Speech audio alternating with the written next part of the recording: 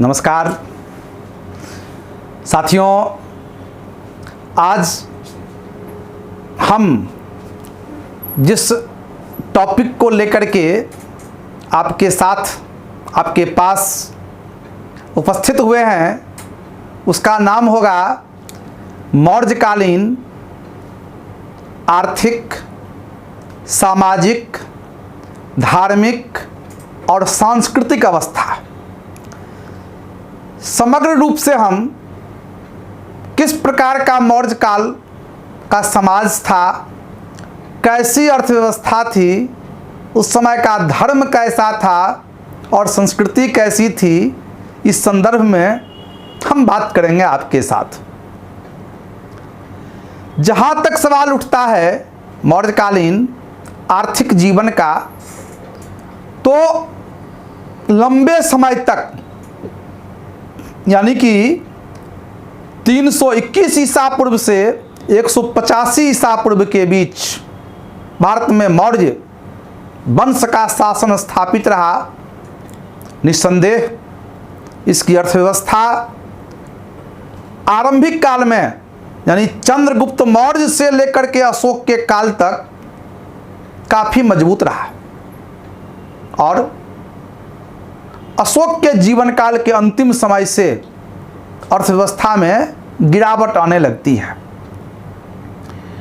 जहां तक सवाल उठता है मौर्यों के अर्थव्यवस्था का, तो सबसे पहले हम बता दें कि मौर्य काल में वित्तीय वर्ष होता था और मौर्यों का वित्तीय वर्ष जुलाई महीना से आरंभ होता था और जून तक चलता था। यानी कि जुलाई से लेकर के जून तक, आजकल अप्रैल से लेकर के मार्च तक चलता है वित्तीय वर्ष।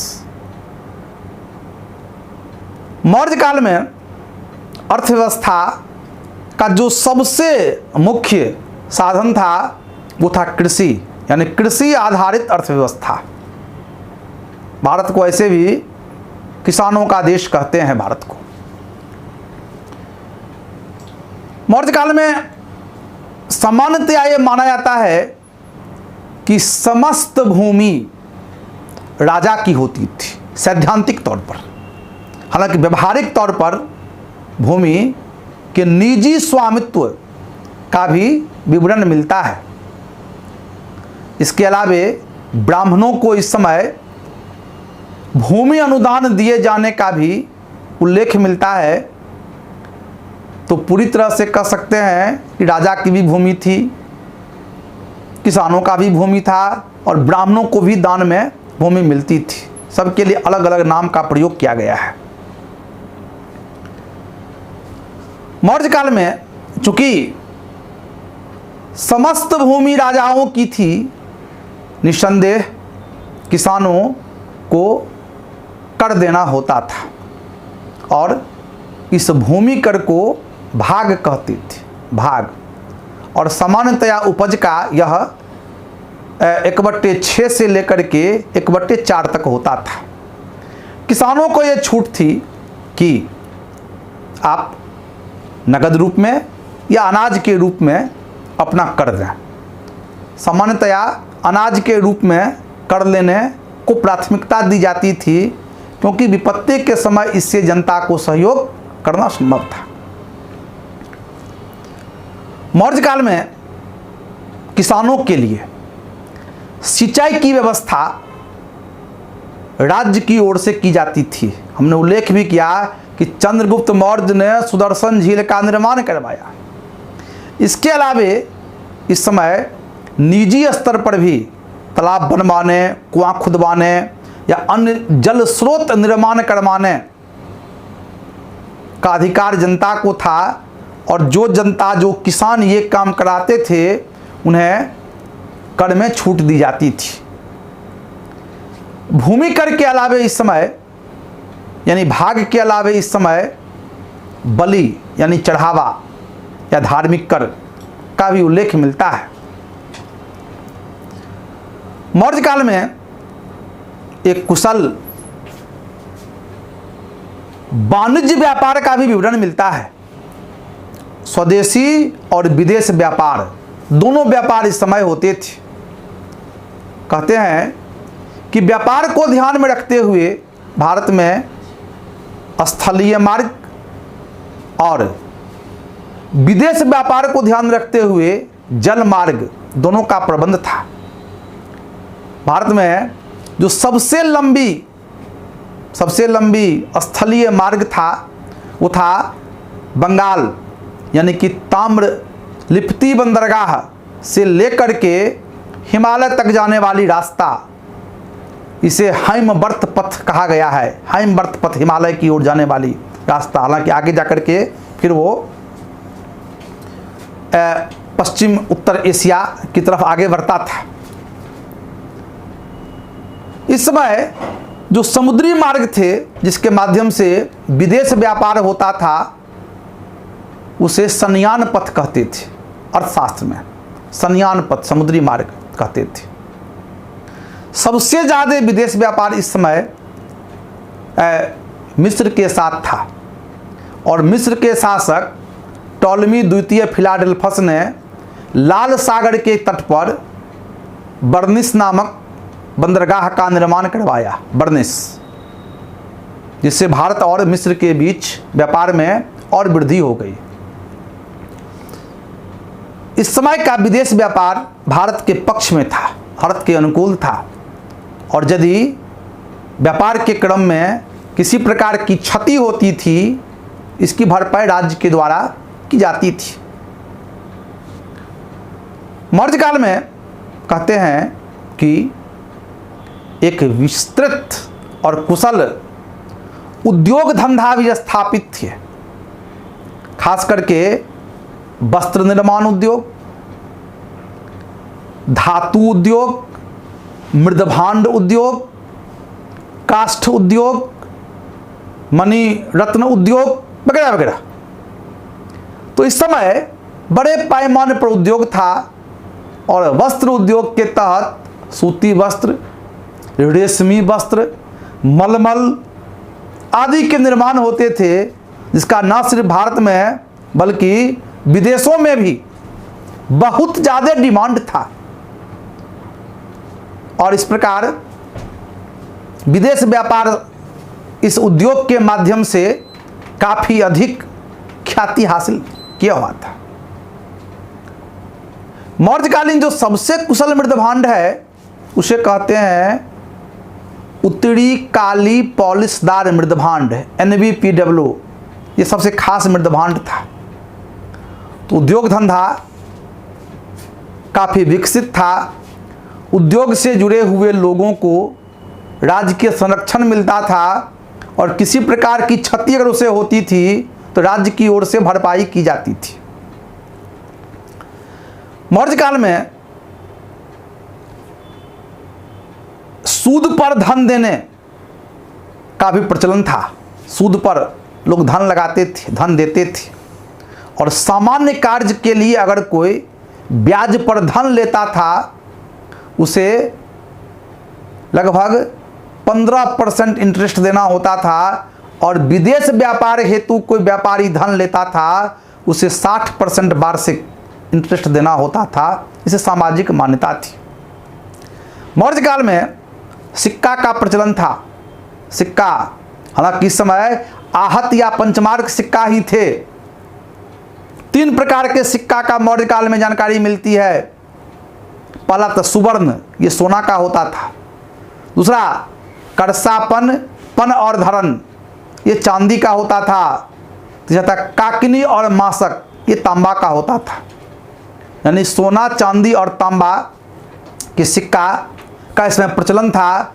उसकी शुद्धता के ऊपर काफ़ी ध्यान दी जाती थी। हालांकि इसमें किसी प्रकार का लेख नहीं मिला है, लेख विहीन है। पंचमार्क सिक्का ही है, आध सिक्का कहते हैं इसे। मौर्य काल में राजकीय टकसाल के अलावे अगर कोई व्यापारी, उद्योगपति, आम जनता चाहे तो निजी स्तर पर भी सिक्का की ढलाई करवा सकता था, बशर्ते कि इसके लिए उन्हें 13.5% टैक्स राजा को देना होता था। तो ये मौर्यकालीन अर्थव्यवस्था थी। मौर्यकालीन समाज के विषय में हम ये आपको बताएं कि सामान्यतया ये माना जाता है कि मौर्यकालीन समाज 4 वर्गों में, 4 जातियों में विभाजित था। हालांकि मेगास्थनीज के इंडिका में यह उल्लेख मिलता है कि मौर्यकालीन समाज में 7 जातियां थी। हालांकि ये जो 7 जाति मेगास्थनीज के हिसाब से हम देखते हैं, इससे ऐसा लगता है कि उन्होंने कर्म पर आधारित समाज के संदर्भ में बात कही है, कर्म के आधार पर उन्होंने चर्चा किया है। जहाँ तक सवाल उठता है समाज, तो सामान्यतः ये माना जाता है कि समाज में सामंजस्यता थी। कई जाति और वर्ग अलग थे, लेकिन सबों के बीच आपसी तालमेल था, किसी प्रकार का कोई भेदभाव नहीं था। आपस में सभी मिलके रहना, मिलके काम करना, मिलके विकास करना, इसको प्राथमिकता देते थे। मौर्यकालीन समाज में महिलाओं की स्थिति काफ़ी अच्छी थी। 2 प्रकार के महिलाओं का उल्लेख मिलता है। एक थी अनिष्कासनी या असुरजपस्या। ऐसी महिलाओं को कहते थे जो घर के भीतर रहती थी, पारिवारिक दायित्वों का निर्वहन करती थी, यानी गृहस्थ जीवन में उनकी अहम भूमिका होती थी परिवार के भीतर रह करके। दूसरे प्रकार की महिला को कहते थे रूपा जीवा। ये गणिका होती थी, स्वच्छंद जीवन यापन करती थी, घर के बाहर रहकर लोगों का मनोरंजन करती थी। तो इस प्रकार से इस समय गणिका यानी रूपा जीवा का भी उल्लेख मिलता है। मौर्यकालीन समाज में खान पान के तहत शाकाहारी और मांसाहारी दोनों प्रकार के भोजन का प्रचलन था। लोग आमोद प्रमोद और मनोरंजन प्रिय होते थे। इसके लिए कई प्रकार के नृत्य, संगीत, रथदौड़, घोड़दौड़, पासा का खेल आदि का विवरण मिलता है। प्रवहन नामक एक सामाजिक समारोह होता था, जिसमें हर परिवार के लोग साथ में बैठते थे, भोजन करते थे, मदिरापान करते थे, मनोरंजन करते थे और समाज के विकास के लिए, समाज के कल्याण के लिए योजनाओं का निर्माण करते थे। जहाँ तक सवाल उठता है मौर्यकालीन धर्म के संदर्भ में, तो मौर्य काल में किसी एक धर्म को राज्य धर्म नहीं बनाया गया। निस्संदेह चंद्रगुप्त मौर्य ने जैन धर्म को माना, बिंदुसार ने आजीवक संप्रदाय को माना, सम्राट अशोक ने बौद्ध धर्म को माना। इसी प्रकार से परवर्ती मौर्य शासकों के द्वारा अलग अलग धर्म मानने का विवरण मिलता है, वो उनका व्यक्तिगत धर्म होता था। कभी भी इन शासकों ने स्व अपने धर्म को राजधर्म बनाने की चेष्टा नहीं किया। और यही वजह रहा कि मौर्यकालीन जिन शासकों का उल्लेख हम किए, अलग अलग धर्मावलंबी होने के बावजूद सबसे अधिक संख्या मौर्य काल में ब्राह्मण धर्मावलंबियों की थी, हिंदू धर्मावलंबियों की थी। धर्म,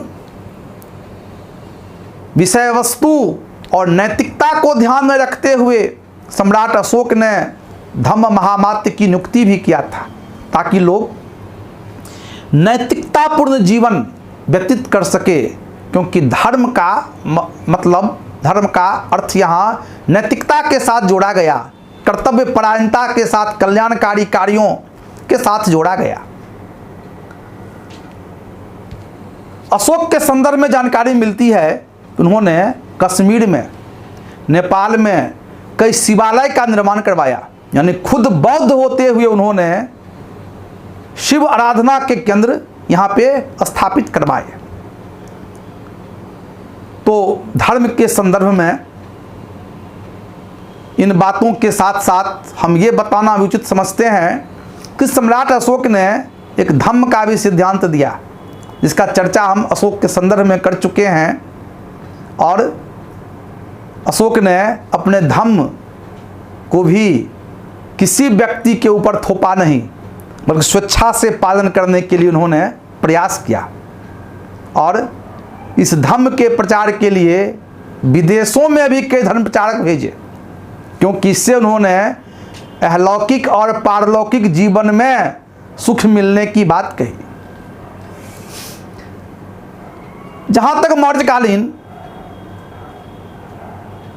संस्कृति का संदर्भ है, तो निस्संदेह मौर्यकाल में एक समन्वय संस्कृति का विवरण मिलता है। मौर्य शासक खास के चंद्रगुप्त मौर्य, बिंदुसार और अशोक के काल में आर्थिक रूप से एक मजबूती की स्थिति दिखाई पड़ती है। इससे सांस्कृतिक विकास में काफ़ी योगदान मिला, खासकर कला के विकास में अहम भूमिका इस समय देखा गया। मुख्य रूप से राजकीय कला और निजी कला यानी कि लोक कला दोनों का विकास हुआ। राजकीय कला के तहत पाटलिपुत्र में राजमहल बने, नगर का किलाबंदी हुआ, अशोक ने गुफा का निर्माण करवाया, शिलालेख लिखवाए, स्तंभ लेख लिखवाए, अशोक ने कई बौद्ध स्तूपों का निर्माण करवाया। तो इस प्रकार से एक समृद्ध कला और संस्कृति मौर्य काल में देखने को मिलती है। तो समग्र रूप से हम कह सकते हैं कि मौर्य काल में एक मजबूत अर्थव्यवस्था थी। इस मजबूत अर्थव्यवस्था के वजह से राजा और प्रजा के बीच संबंध में और प्रगाढ़ता आई और सबों के जीवन में एक विकास रूप के लक्षण देखे गए। समाज में समन्वय की स्थिति देखी गई, सामंजस्यपूर्ण समाज देखा गया। धर्म के मामला में धर्मनिरपेक्षता की बात देखने को मिलती है और सांस्कृतिक जीवन में महान परिवर्तन के लक्षण दिखाई पड़ते हैं। तो कुल मिलाकर के मौर्यकालीन अर्थव्यवस्था, समाज, धर्म और संस्कृति एक उन्नतशील रूप में रहा। समाज में दास प्रथा भी थे, हालांकि यूनानी विद्वान ने दास को मानने से इनकार कर दिया मेगास्थनीज ने, लेकिन कौटिल्य के अर्थशास्त्र में और अन्य स्रोत में दास का स्पष्ट उल्लेख मिलता है। परंतु ये दास के साथ इतने अच्छे सद्व्यवहार होते थे कि लगता था यह भी परिवार का एक अंग है। तो इस प्रकार हमने मौर्य काल के संदर्भ में संपूर्ण रूप से उल्लेख किया। आपको अच्छा लगा होगा, आप इसे शेयर करेंगे, इसे लाइक करेंगे, अपने दोस्तों को बताएंगे। नमस्कार।